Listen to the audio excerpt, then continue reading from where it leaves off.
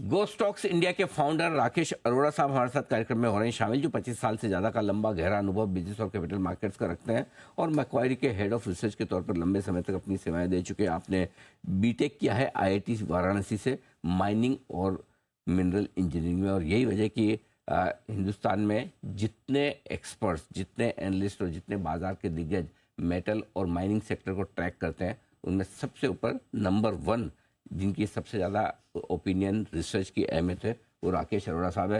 अरोड़ा साहब, बहुत बहुत स्वागत है आपका, धन्यवाद हमें समय देने के लिए। वैसे तो सीरीज हमारी ऐसी है बजट और बाजार, हो चुकी आप माइनिंग मेटल के सबसे बड़े विशेषज्ञ हैं, तो मैं शुरुआत आज पहले वहाँ से करता हूँ, क्योंकि ग्लोबली पिछले 2 महीनों में बड़ा कोहराम सा मचा हुआ है, सारे के सारे मेटल्स बड़ी तेज़ी से कमज़ोर हो रहे हैं। हमने भी अभी रिजल्ट देखे, यहाँ JSW स्टील JSPL के नंबर्स आए, बड़े ख़राब से रिजल्ट दिख रहे हैं। हो क्या रहा है सर माइनिंग मेटल स्पेस में, और आगे आउटलुक क्या है? नमस्कार अनिल जी, थैंक यू आपने जो काइंड वर्ड्स कहे मेरे लिए। मेटल माइनिंग अगर अपन देखते हैं तो चाइना ही एक सबसे बड़ा इम्पोर्टेंट फैक्टर निकल के आता है जिस पे नजर रखनी होती है, क्योंकि जो भी ग्लोबल जो भी कंजम्पशन होता है उसका 50% है वो चाइना में होता है। तो चाइना को अगर थोड़ा सा भी छींक भी दे तो पूरा वर्ल्ड हिल जाता है। तो अभी पिछले कुछ महीनों से ऐसा चल रहा है कि चाइना काफी ज्यादा प्रोडक्शन कर रहा है मेटल का, और वो मेटल जो है वो एक्सपोर्ट हो रहा है ग्लोबली। जैसे कि स्टील ले लें तो आज इंडिया नेट इंपोर्टर है स्टील का, क्योंकि चाइना से काफी आ रहा है, और चाइना हर जगह स्टील का एक्सपोर्ट कर रहा है। और यही चीज हम एल्यूमिनियम और कॉपर में भी अब देख रहे हैं। और उससे क्या हो रहा है कि जो इन्वेंट्री है, जैसे अगर एलएमई पे अपन इन्वेंट्री देखते हैं एल्यूमिनियम वगैरह की और कॉपर की, वो काफी बढ़ती जा रही है। अब इसमें अगर थोड़ा सा लंबा नजरिया देखें, और जिसमें अभी काफी इफ एंड बट बाकी हैं, तो पहला तो ये था कि चाइना का प्रिलिमिनरी सेशन जो भी हुआ है उसमें उम्मीद थी कि कुछ एक स्टिमुलस टाइप आएगा। ऐसा तो कुछ हुआ नहीं है। और दूसरा ये है कि अब देखना है कि यूएस में क्या होता है, क्योंकि अगर ट्रम्प आते हैं तो वहां पे उन्होंने रिन्यूएबल सेक्टर को उतना कोई ज्यादा अहमियत दी नहीं थी। तो उसकी वजह से जो एक लॉन्ग टर्म थीम है रिन्यूएबल की, वो भी थोड़ी डगमगाने का भी स्कोप है। तो एक तरफ से तो चाइना का प्रोडक्शन बढ़ रहा है, दूसरी तरफ से जो रिन्यूएबल की थीम है वो उस स्पीड से नहीं चल रही है जैसी एक्सपेक्टेशन थी। तो मुझे लगता है कि एक सरप्लस की सिचुएशन बनी रहेगी ग्लोबली, और मेटल स्टॉक्स जो हैं वो कुछ ज्यादा ही भाग गए थे, तो अभी एक कंसोलिडेशन का फेज उनमें चलने वाला है। ओके, ठीक बात है। तो चाइना की समस्याओं से मेटल से कमजोर, लेकिन आइए अब बाजार पर एक बार आपसे डायरेक्शन लेना चाहें। बजट के बाद मिला जुला सा रहा है कारोबार, कमोवेश मजबूती मानेंगे। नीचे में 24,000 बजट के दिन छुआ था, 24,075 निफ्टी, और अब 25,000 भी, 1000 पॉइंट की रेंज हमने देख ली। सर क्या डायरेक्शन दे रहा है बाजार, कहाँ जाना चाहता है, क्या करना चाहता है? तो अनिल जी, एक तरह से तो अनबिलीवेबल रैली चल रही है, और कोई भी फंडामेंटल एनालिस्ट से आप पूछेंगे तो थोड़ा सा विश्वास नहीं होता है। बट मुझे लगता है कि अभी ऐसा कोई टेक्निकल फैक्टर दिख नहीं रहा है जिससे कि कोई करेक्शन आ जाए। अभी भी हम देख रहे हैं कि रिजल्ट्स अगर थोड़े से भी अच्छे आ रहे हैं तो मार्केट उसको काफी रिवॉर्ड कर रहा है, और अगर खराब आ रहे हैं तो उसको उतना मतलब पनिशमेंट नहीं मिल रहा है जितना कि मिलना चाहिए। तो मुझे लगता है कि अभी काफी फंड फ्लो जो है वो पॉजिटिव है मार्केट के लिए। रिटेल फंड फ्लो मुझे तो नहीं लगता अभी इतनी जल्दी हटने वाला है। सेबी कोशिश कर रही है, वित्त मिनिस्टर फाइनेंस मिनिस्टर ने भी कोशिश कर ली है टैक्स वैक्स बढ़ा के, बट रिटेल इंटरेस्ट मार्केट से कम नहीं हो रहा है।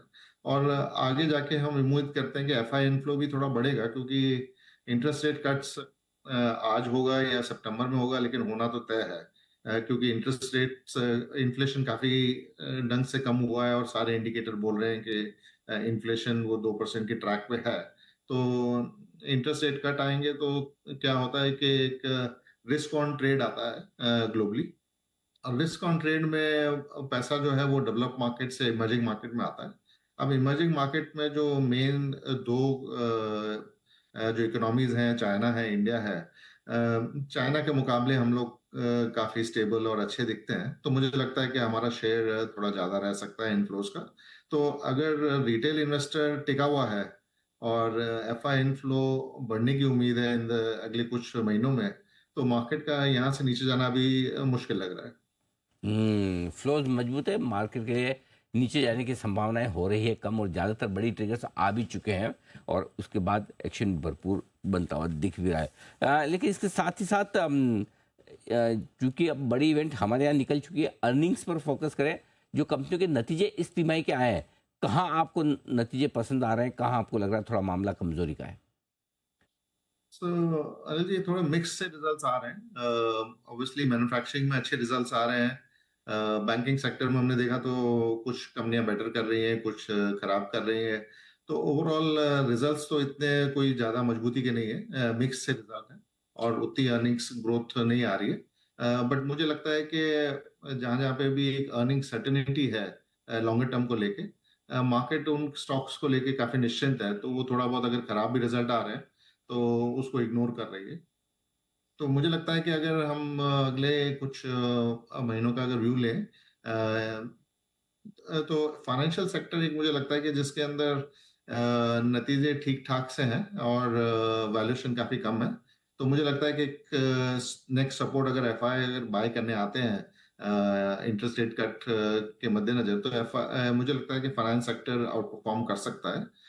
यहाँ पे प्राइवेट सेक्टर बैंक्स ने अंडर परफॉर्म किया है क्योंकि जो क्रेडिट साइकिल है वो बहुत ही बिनाइन चल रही थी। तो उनका जो एक यूएसपी है कि उनकी अंडरराइटिंग कैपेबिलिटी बेटर है पीएसयू से, वो दिखाई नहीं दे रही। तो इसके कारण पीएसयू अच्छा कर रहे थे, प्राइवेट सेक्टर बैंक्स थोड़ा अंडर परफॉर्म कर रहे थे। बट मुझे लगता है कि अब जैसे निम्स में थोड़ा कंप्रेशन आने वाला है, क्रेडिट साइकिल क्रेडिट कॉस्ट थोड़ी बढ़ने वाली है, तो प्राइवेट सेक्टर बैंक्स का जो कॉम्पिटिटिव एडवांटेज है वो फिर से दिखाई देने लगेगा और वहां पे एक मुझे लगता है कि लीड ले सकता है सेक्टर मार्केट को सपोर्ट करने के लिए। ठीक बात है। तो सर बताएं, अब इस मार्केट में कहाँ आपको निवेश के अच्छे मौके दिखते हैं राकेश जी, क्या खरीदा जाए?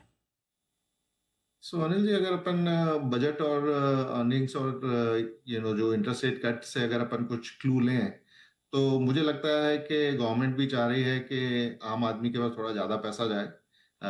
रूरल फोकस किया है, फार्मर्स पे फोकस कर रही है। तो एक ब्रॉडर इकोनॉमी में ज्यादा पैसा जाने की उम्मीद है, तो उससे कंजम्पशन स्टॉक्स जो है वो मेरे हिसाब से फ्लेवर में रहेंगे। और इसके अलावा कैपेक्स को लेके भी गवर्नमेंट ने काफी अच्छा एलोकेशन किया है। 17% हायर एलोकेशन है पिछले साल से। तो मुझे लगता है कि जो हमारी अभी रेगुलर थीम चल रही थी इंफ्रास्ट्रक्चर, डिफेंस और यूटिलिटीज को लेके, ये भी मेरे को लगता है बरकरार रहनी चाहिए। तो consumption, utilities, infra and private banks जो है, ये मुझे लगता है ये एक स्पेस है जहाँ पे हमें बना रहना चाहिए। ओके, तो ये है आपके लिए राय खरीदारी की। Consumer, banks, infra, utility, energy, ये सारे सेक्टर्स हैं जहाँ पर राकेश जी हैं बुलिश और बाकी सेक्टर्स पे हैं न्यूट्रल।